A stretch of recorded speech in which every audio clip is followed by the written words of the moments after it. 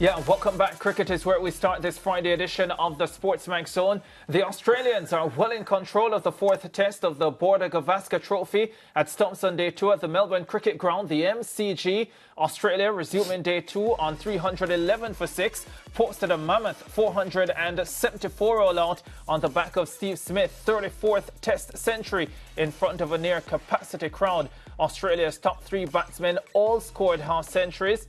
In reply, there was another failure for captain Rohit Sharma, who opened the batting this time around. The right-hander was dismissed for 3 with just 8 runs on the board. KL Rahul and Yashasvi Jaiswal steadied the ship before Rahul was bowled by Pat Cummins for 24 with a score at 51. Virat Kohli then joined Jaiswal as the pair took control of the innings, putting on 102 for the 3rd wicket. But they lost 3 wickets for 6 runs in the last half hour of play, starting with the run-out of top scorer Jaiswal for 82 in a horrible mix-up there with Kohli. Yeah, Pat Cummins delighted. Kohli was eventually dismissed 7 deliveries later, pushing at a length delivery from Scott Boland outside his off-stump and was caught behind by Alex Carey. Boland also picked up the wicket of Akashdeep as India stuttered to 164 for 5. They trail Australia by 310 runs, still needing a further 111 to avoid the follow-on. Now, on day 1, 19-year-old Sam Konstas walked out to face the new ball, going up against the best bowler in the world. And after Jasprit Bumrah's first 6 deliveries, one might have thought the teenager would be rattled. But what followed was simply outrageous, as Konstas did all the rattling with a series of audacious shots. From reverse sweeps to scoops, he took Bumrah out of his rhythm, scoring 34 of his 60 off the right-arm pacer to steal the show on day 1. All right, I tell you who isn't rattled. That's Fazir Mohammed, the captain, and he joins us for another discussion. Faz, welcome again to the SportsMax Zone. First of all, how are you doing today? Not too bad at all, and indeed reflecting on 2 really intriguing days of cricket. Yeah, let's start with day 1 and where this test match started, and this 19-year-old debutant, Sam Konstas, and his approach in his debut innings. Australia batting first, Jasprit Bumrah running into him. The first thing that surprised me is that he was the one that faced up to the first delivery of the test match. Yeah, you would think that Usman Khawaja, the senior opener, of course, would have faced up to the first ball. But I think essentially it's about the Australian selectors giving the young man that freedom, telling him, look, we back you, whatever happens. And facing that first ball, and then, okay, he had a couple of reverse scoops that didn't work out. Then he had a wild swipe at Mohammad Siraj that went past the off stump. His middle stump could have gone cartwheeling with any of those deliveries. But the fact is, it didn't faze him. It didn't intimidate him to the point where he said, look, this is Test cricket, this is the MCG, almost 90 people here, let me tighten up. No. And then we saw those incredible strokes coming out. And indeed, just reading some of the Australian reporting, of course, they're going to get carried away with it. But one of the writers described it as the most audacious Australian debut since David Hookes, way back in the centenary test of 1977. Now, Hookes got a half-century in his 2nd innings of that match, also at the MCG, but he hit Tony Greig, the England all-rounder, for 5 fours in 1 over. And therefore, I think that's where the context comes in, that, as you said correctly, he really unsettled India. And in that brief interlude, that 6th day that he scored, he did so much to upset what had gone on in the previous 3 tests that it really will stand, however this match goes, as a significant contribution. A significant contribution indeed. And you know what, Faz? It started as a real joke because the first few deliveries that he went after, whether with the sweep or reverse scoop or swing and a miss, the Indians were all laughing and thinking, what is this kid doing? Does he not realize that it's Test cricket? And then everything started coming off and the Indians seemed rattled, especially Virat Kohli. And let's talk about Virat Kohli, because Virat Kohli then bumps into this 19-year-old kid. He gets a fine of 25% of his match fee. I want you, first of all, Faz, to give us your thoughts on that incident. Virat Kohli is lucky to be playing the next test match, bottom line, because that was premeditated. And to think that someone with his vast experience would more or less calculate what he needs to do to walk into the young man who had his head down. He had no part to play in this. And then Kohli trying to make it appear that there was some sort of argy-bargy by Konstas himself.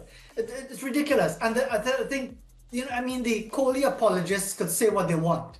The fact is that a player of his stature should not demean himself in that way. And secondly, it's only because it's Kohli, it's only because it's India that he's going to be playing the next test match. Interesting. Let's have a look at what Michael Vaughan said, because, he felt like you do, Faz, that the punishment should have been more severe for Virat Kohli.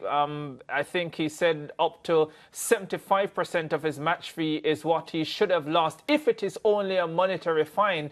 I think the strong suggestion there is that it should have been more than monetary, the punishment. And as you just pointed out, maybe a one-match ban indeed. So I think the cricketing world disappointed, one, with Virat Kohli, but also disappointed with the ruling. So this is what Vaughan says. I think Virat is very lucky. The altercation yesterday wasn't a great look for him as a person to take on a 19-year-old who was just doing what you do at the end of an over. He's got the same as what Mohammad Siraj got at the Adelaide Oval. So I think he's got away with it there. So Michael Vaughan definitely agreeing with you, and the former Australia batsman Mark Waugh also in agreement with what you have pointed out, that Virat Kohli here is pretty lucky. He says it doesn't matter who you are, that sort of behaviour is not on. He's extremely lucky that the penalty was very lenient. It could easily have been deemed a level 2 offence. It should be at least 75% of his match fee if you're going to make it a monetary fine. It could lead to something more substantial with the players getting involved or the crowd getting involved if you're playing in a hostile environment. So Faz, a lot of former players are agreeing with you on this one. Well, the thing is that, one, it was clearly premeditated, and two, the fact is that everything about it spoke to the sort of behavior that you want to ensure never happens again. And you therefore send a message to stamp it out. But again, everyone is scared of India. Let's not pretend that this isn't part of the calculation. Of course, the match referee will say no, will say that, well, Kohli had no penalty points, unlike Kagiso Rabada, who was suspended for a match for a similar sort of altercation because he had a heap of penalty points that were piling up. So people will look for all sorts of excuses. Remember, 20 years ago, Sachin Tendulkar faced a suspension, and rather than let it happen, the Indian authorities decided that they were going to play a test match, which was an unofficial match against South Africa, and got rid of the match referee, Mike Dennis. And South Africa, because they were keen to appease India, played the match. You're never going to see it as a test match because it is never recorded. But that is the power of India. And the point is that if you're going to kowtow to whoever happens to be the most powerful nation, for many years it was England, who got away with murder. Australia likewise. Ricky Ponting did some ridiculous things on the field, and then went crying to the referee or the umpire when things went the other way. But now that we see it happens to be India, it's quite obvious. The only reason it's 20% is because, one, it's Virat Kohli, and two, it's India. Yeah, very, very strange, Faz, that when the West Indies were the most powerful team in world cricket, I can't seem to recall the West Indies benefiting from any leniency from, administrators of cricket and so on. But having said that, not a good game for Virat Kohli because he was involved in a run-out. We'll have a look at that at the moment. A lot of people feel it was a tight single, but he didn't respond to the call, and that ended the innings of a batsman who was set. And for his own part, he didn't score many runs after that anyway. Yeah, and if we look at that again, and we're looking at the replay now from the bowler side, but as the Aussies were obviously celebrating, one of the fundamentals you're taught learning the game is that if you're at the non-striker's end and it's played behind you, you watch your striking partner calling for the run. Now again, the replay we're watching doesn't show Kohli taking a couple of steps down. So he was on his way, but then was ball watching. That's where the trust comes in. Yes, it was a sharp single. Yes, it could very well have been that Jaiswal would have been run out at the non-striker's end. Because with Cummins coming into the ball at mid-on and Jaiswal running in the direction, he could have probably underarmed to the stumps and run him out. But the point is, that one of the fundamentals would be that if you're the non-striker and it's driven past you, you look to your striking partner for the call and you trust that individual to be making a good call and you take off. And in the case of Kohli, he did take a couple of steps forward and then ball watching decided to go back in his crease. Yeah, you're right, Faz. He should have trusted the striker's call because the ball went behind him. And I think they would have made the single if Virat had gone through, quickly with the run. Another aspect of this test match that has captivated us as we watch it live on SportsMax nightly is Steve Smith's return to form. Very, very dogged. He hasn't looked fluent for long periods in his batting, but he has been determined.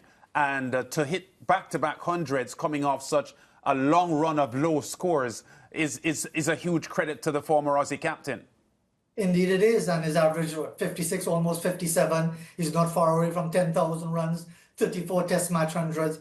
And I think as we were talking about it prior to the start of the series, and so much has happened in the last 5 weeks. Remember, 4 weeks ago, Virat Kohli was the toast of the cricketing world with his 100 in Perth and all of that. But now you're seeing Steve Smith back in his element at number 4 in the order. All of this thing about I'm going to open and take advantage of the opportunity, to me, that reflected a level of arrogance and overconfidence. And it's taken some time for him to really get back to what he really is essentially about. A world-class, one of the best ever at that number 4 position. Someone who really values his wicket. Someone who, as ungainly as he might appear in the middle, is really remarkably efficient in turning those unusual and uneasy starts into decent innings and then eventually flowing hundreds. So yes, it is a transformation from what we saw earlier this year against the West Indies, even though he was not out in that defeat at the Gabba. The fact is that now I think Steve Smith has had a dose of reality and maybe a bit of humility and appreciates his value batting for Australia at number 4. Yeah, and 34 test hundreds, it means that only 6 players in the history of test cricket have scored more hundreds than he has. Only one of them still playing, Joe Root. I know he has, time left on his career, so as far as where history will record him as an outstanding batsman, the jury is still out on that for sure. But certainly on statistics, he's putting his name among the most successful batters of all time. One of the interesting things with this, Lance, is that what do we use as the parameters? If we're going to go by most runs, then the likes of George Headley, even the great Don Bradman, and so many others will fall further and further down the list to the point where we say, well, they really weren't that good. But I think that's a false unit of measurement, because obviously now there's so much cricket being played. There's so much more being played. England plays more cricket than anyone else. So obviously, Joe Root, who's barely 35, is going to shatter all the records once he retains his form, because there's so much cricket for him to play. Same with Jimmy Anderson, who got so many wickets playing so much cricket. I think average is key, because here Steve Smith averages 56. George Headley, the great George Headley, averaged 60. And people will scoff at that and say immediately, how could you dare compare someone who scores 2,000 runs in 20-odd test matches with Steve Smith or anyone else. Because again, it wasn't George Headley's fault that he only played 23 test matches in almost 30 years. Those were the realities then. So therefore, Don Bradman, 99.94. No one has ever gotten close. So yes, Steve Smith is going to be counted among the greats. Will he be an all-time great? I think the jury is out on that. Yeah, I would agree with you there. And for sure, statistics don't tell everything when it comes to placing, sporting performance, not just cricket alone, because I know some of the older generation, Faz, of which you and I may not be there yet, but they feel that Sir Garfield Sobers is the best batsman they've seen ever in history because of his batting skills and his versatility and so on. So even though his statistics may be a little down the line from some who have gone on, since his playing days, just watching him play with the eye test, there are people who feel that they have never seen anyone better than Sir Garfield Sobers. Well, let me just put it in context. I mean, Garfield Sobers played 93 test matches. Yes. By the time that final test was played at Queen's Park Oval here in Port of Spain, he had more runs than anyone else in test cricket, 8,032. Yes. He averaged 57. He had 235 test wickets and 100 test match catches. Compare his numbers in total with every one of the great names that we can come up with at 93 test matches and see how great Sir Garfield Sobers was. And you're right. Many people say that Sir Garfield Sobers suffers as a batsman because of his greatness in almost everything else.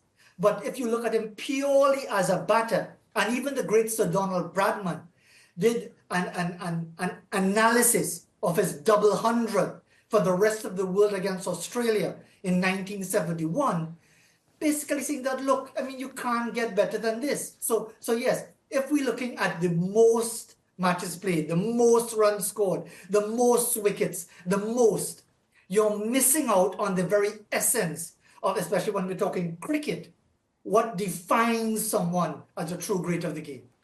Yeah, well, Faz, well said. Thank you very much again for joining us on the SportsMax Zone. Just one quick thing, 3,400s for Steve Smith. So he, along with 4 other players, have 34 test hundreds, including the great Brian Charles Lara, who is at 34 as well. And I can tell you something, I would give anything to see one more Brian Lara century over 50 Steve Smith centuries, but that's a whole nother debate for another day. Fast as usual, thanks very much for joining us. We'll chat again soon. Yeah, and Ricardo, I think there are even some Australians who would agree with you. I think so too. I think there are many Australians who would agree with me, especially if it's the 153 in Barbados. Let's take a break on the SportsMax Zone.